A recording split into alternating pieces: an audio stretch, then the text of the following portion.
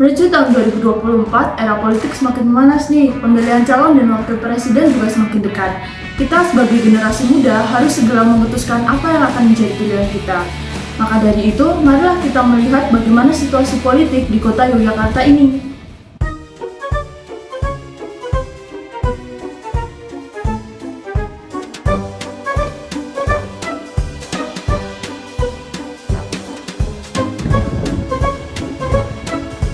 Sebagai salah satu generasi muda yang dibilang pemilik suara paling banyak pada pemilu kali ini, secara jujur saya tertarik pada pasangan calon presiden nomor 2. Terlepas dari tren TikTok yang viral, namun visi, misi, dan cara penyampaian beliau membuat hati saya yang lembut ini terpikat. Visi yang diusung oleh pasangan calon presiden nomor 2 yaitu Bersama Indonesia Maju Menuju Indonesia Emas 2045. Kemudian, pasangan calon presiden nomor 2 juga memiliki 17 program kerja, yaitu yang pertama, mencapai swasembada pangan, energi, dan air. Lalu, penyempurnaan sistem penerimaan negara. Kemudian, reformasi politik, hukum, dan birokrasi. Lalu nomor 4, pencegahan dan pemberantasan korupsi. Kemudian pemberantasan kemiskinan, lalu pencegahan dan pemberantasan narkoba. Selain itu, pasangan calon nomor 2 juga menjamin tersedianya pelayanan kesehatan bagi seluruh rakyat Indonesia, seperti melakukan peningkatan BPJS Kesehatan dan penyediaan obat untuk rakyat.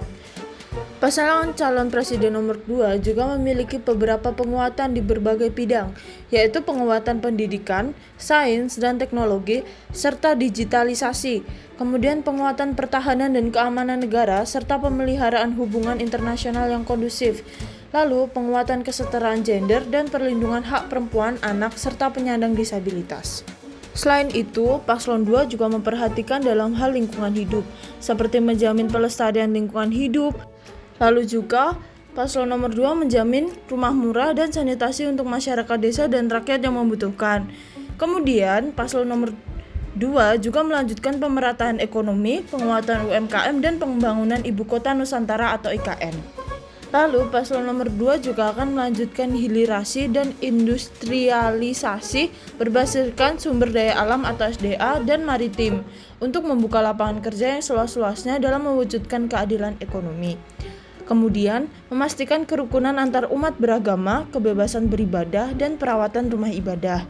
Dan misi yang terakhir yaitu pelestarian seni budaya, peningkatan ekonomi kreatif, dan peningkatan prestasi olahraga.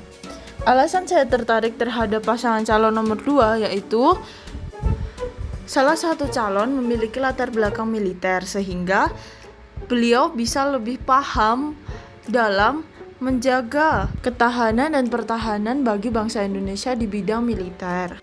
Kemudian saya juga menyaksikan bagaimana pasangan calon nomor 2 ini menjelaskan serta berbicara sesuai fakta dan tidak bertele-tele.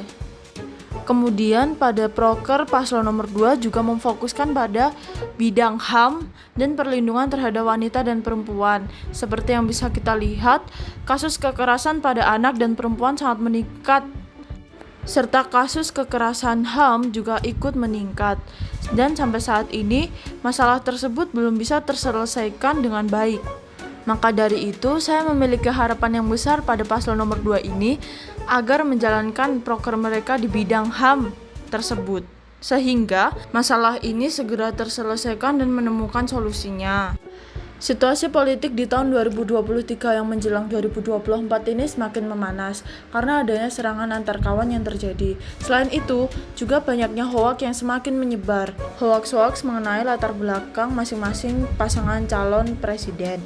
Kemudian juga banyaknya komentar yang dilontarkan oleh netizen yang cenderung kasar dan tidak memiliki attitude. Mungkin itu merupakan bentuk kritikan keras terhadap masing-masing pasangan calon. Tapi terkadang komentar itu banyak menyenggol kehidupan pribadi dari pasangan calon tersebut yang sebenarnya itu tidak memiliki hubungan dengan mungkin visi misi dari calon ataupun program kerja. Kemudian, gagasan tokoh yang menurut saya membahas sila keempat dan inspiratif bagi konteks politik kekinian Indonesia, yaitu gagasan dari Abdurrahman Wahid atau Gus Dur. Beliau mengatakan bahwa kebijakan dan tindakan seorang pemimpin haruslah terkait langsung kepada kesejahteraan rakyat yang dipimpin. Seorang pemimpin tidak hanya sibuk dalam mengurusi kelangsungan kekuasaannya saja, melainkan juga peduli terhadap kebutuhan rakyatnya. Kemudian yang terakhir adalah alasan saya tidak tertarik kepada dua paslon yang lainnya.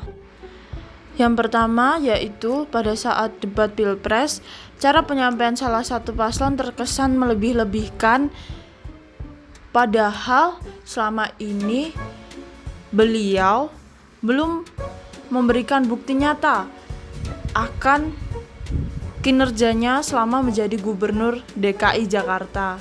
Kemudian pada pasangan calon nomor 3, sebenarnya saya tidak sepenuhnya tidak tertarik kepada mereka. Namun ketika saya mulai bimbang dan yakin kepada pasangan calon nomor 3, tiba-tiba banyak hal yang membuat saya ragu. Sehingga pada akhirnya, sampai saat ini saya masih menimang-nimang mana pilihan yang tepat dan yang akan saya ambil. Saya masih ragu di antara pasangan calon nomor 2 dan nomor 3.